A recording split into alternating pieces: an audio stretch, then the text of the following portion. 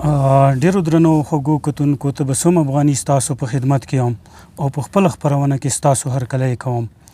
ډیرو درنو خوږو کتونکو په مینه، امن او پښتو په پښتونولۍ مین شاعر ښاغلي اجمل مظلوم صاحب سره د مرکې دپاره د څمکنو مخړنۍ ته راغلی یم. اجمل مظلوم صاحب سره دی، د سره به د د شاعرۍ په حواله او د د ژوند په حواله څه خبرې هم کوو. د اجمل مظلوم صاحب په خپرونه کې درته هرکلی وایم، ستړی مه شي. او مننه تبسم صاحب د تا او د ستا د ملګرو او د لنډ تنګ وخت کې تاسو موږ ته وخت وبستلو، موږ ته راغللې، نو زه د تاسې ډېر شکرګزار یم.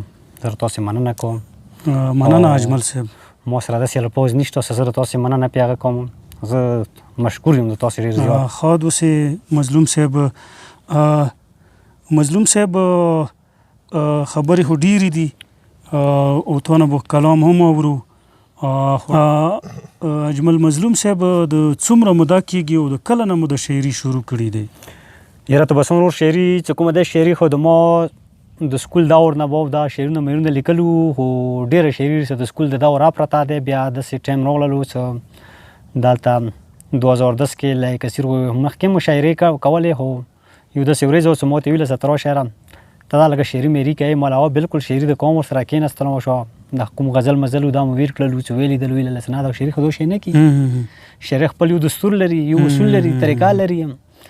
نو په دغو شیانو زه پوه وم نه. بیا یې زه ځان سره کېنولم، ما ته یې ټپې باندې پوه کړم، دا ټپه دی، دا غزل دی، دا نظم دی، دا شی دی، دا بیا غزل کې دا بحرونه دي، ردیف دی، کپیا دی. څه هغه شیانو باندې بیا ځان ما پوه کړلو چې ما کومه شاعري کړې وه هغه سره اوس پرته دی، هغه په زول دی. هغه نه دغه ورته بیا وشوه له کثیر صاحب زه ما اوس زه یې پوه کړلم په طریقه کار باندې ورسره. 2010 نه ته یې غواړې ته ما شو شاعري کولې تر اوسه پورې روان یو. نو بیا 2010 نه هم بیا کپي موده کېږي، نو بیا خو به مو هم کپي شاعري کړې وي تاسو. څومره شاعري مو کړې دي؟ یاره نو اندازن شاعري 3 کتابه خو کېږي انشاءالله څه، او شاعري شته در سره ډېره شاعري مو کړې دي، یدینه به زیاته وي، کمه نه ده، زیاته به وي. ټیک ټیک. نو د کتاب څه خیال مو شته؟ کتاب به چاپ کوئ؟ انشاءالله کتاب ته مې اراده ده، خو دا 40 نه پورته شو، دا مشران چې کوم دي د ادب والا مشران چې سکینو هغوی موږ ته دا مشوره راکوي یاره کتاب چې کله تاسې چاپ کوئ نو 40 کاله عمر سړي لږ پوه شي که نه، نو مخکې کتاب چې کوم وي که نه هغه معیاري نه وي که نه، لږ هغه یې نه وي که نه. دا ډېره ښه خبره دی. اجمل صاحب نو اړومبنی شاعري درته یاد دی؟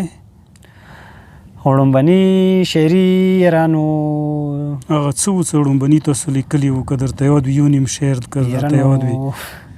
موږ خو داسې اوس بې ټیمه ټیم کې راوتلو چې موږ ځان سره ونخیستلو که نه، که داسې هغه څه خبره نه دی. خیر تاسو نه به کلمونه اورو نور. اجمل صاحب د شاعرۍ د ادب نه علاوه د دنده مو څه دی او څه کاروبار او څه روزګار کوئ؟ یاره څو فی الحال څه کوم دی نو زندگی د مو د 18 کاله پرایویټ سکول کې مو تېره کړله او بچیانو سره سبق مو خیالو، او فی الحال د یو کال کېږي چې خپل لاس کاروبار کوو که نه. صحیح صحیح. او اجمل صاحب زده کړې مو څومره کړي دي؟ زده کړې مې میټرک دی، 10 پاس دی، 10 نه پورته د حالاتو د ستونزو وجې نه مخکې تعلیم مو جاري ونه ساتلو، او بل علاقې کې مو سره سکول نه و، کالج نه و چې مو هغه کړی وی، وړیا مو واس نه رسېدو. لوسته کوئ؟ هو بالکل لوسته کوو. کوم کتابونه زیات لولئ؟ یاره نو کتابونه زه خو اکثر کتابونه د خاطر ډېر هغه کوم. صاحب لولئ ډېر ښه. مظلوم صاحب تاسو نه به یو کلام واورو. او ما سره د غزل مطلب دی ستا په لمن د ترهګر پښتونه تور پورې دی، ستا په لمن د ترهګر پښتونه تور پورې دی، ځکه د نن په هره سیمه باندې اور پورې دی.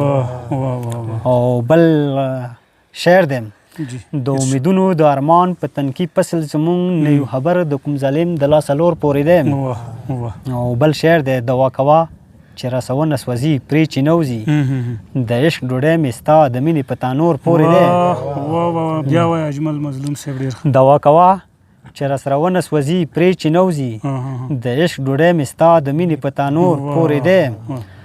خود به اشنا له خپله کلي کوره کډه کوم خود به اشنا له خپله کلي کوره کډه کوم راباندې ستا د لیونۍ مینې پیغور پورې دی بل کړی چا دی راته اور د بدامنۍ مظلومه مقطع دی اخري مقطع دی بل کړی چا دی راته اور د بدامنۍ مظلومه په سمه غر کلي په کلي کور په کور پورې مظلوم صاحب ډېر خوږ کلام تاسو واورولو نو موږ تاسو نه غوښتنه کوو که یو بل کلام هم راته واوروئ نو ډېره مننه به مو وي یو څو شعرونه درسره دي او ستاسو د ملګرو په اجازات باندې هم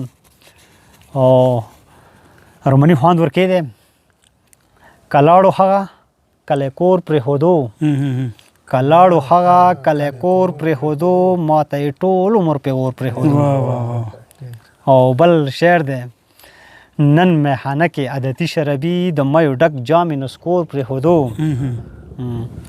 او بل شعر دی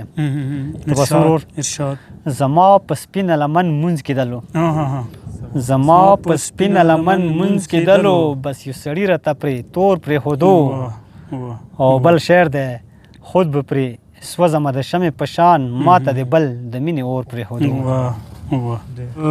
اجمل مظلوم صاحب ډېره مننه څه تاسو موږ ته وخت راکړو او موږ سره مو ناسته وکړه او موږ سره مو دا څو خوږې خبرې وکړې او خوږ کلام مو راته واورولو تاسو نه ډېره مننه کوو مظلوم صاحب ډېرو درنو خوږو کتونکو د اجمل مظلوم صاحب د خوږ کلام او د خوږې خبرې تاسې واورېدلې موږ سره داسې نورې ډېرې ادبي او کلتوري او تاریخي خپرونې دي هغه به په خپل وخت سره ستاسو په خدمت کې وړاندې کوو تاسو زموږ دا چینل خوښ کړئ او سبسکرایب کړئ او نورو ملګرو سره یې شیر کړئ نو تر بلې خپرونې پورې زه تبسم افغاني اجازت غواړم ښاد آباد او بریالي اوسئ